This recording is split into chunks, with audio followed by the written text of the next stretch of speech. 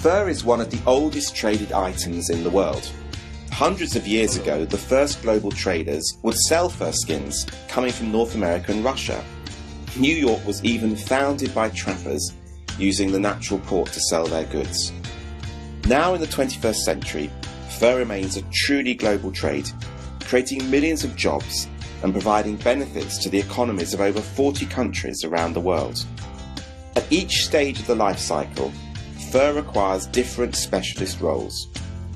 Farmers from Scandinavia, Russia, America and Canada and many other countries have become experts in breeding fox, mink, sable, chinchilla, fin raccoon and caracal. They've developed science-based welfare standards and farming methods that put them at the forefront of animal agriculture. Many of these farmers are now second or even third generation, as the skills are passed down, accumulated and developed over the decades. And these farms are also employing vets, auditors, feed suppliers, waste disposal experts, as well as the farmers and labourers themselves. Some of the fur also comes from expert trappers and hunters, often working in rural communities, where their skills bring vital employment and income to remote areas and indigenous communities. These individuals have also accumulated a wealth of knowledge on environmental conservation and wildlife population management that often puts them at the front of seeing how changes in our environment affects animals.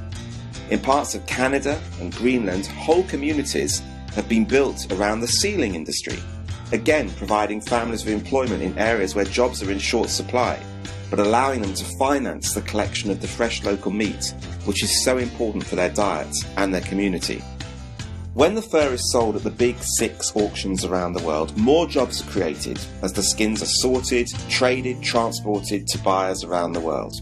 More employment and business comes from the dressing and dyeing process, with plants in Italy, Greece and Asia leading the way in developing responsible and sustainable ways to bring colour into the fur and preserve it for generations. A totally different but highly specialised skill set is required by the artisans that work as furriers, using techniques honed through hard-won experience and expertise. They create individual fur pieces by hand, with no two ever being exactly alike. And the craft and design, the cutting and the making of the fur items is beautiful to watch, but it takes years of training. And finally, when these garments are sold to consumers, there's another economic benefit, with hundreds of jobs being created in the world of retail and fashion. So, globally, you may be surprised to know that all of these activities add up to a trade worth over $30 billion per year. Between creating and supporting millions of jobs, supporting remote and rural communities, creating tax income and revenue across the globe, and responsibly contributing to sustainable supply chains, fur has never been more successful and really is a little-known powerhouse in the world economy.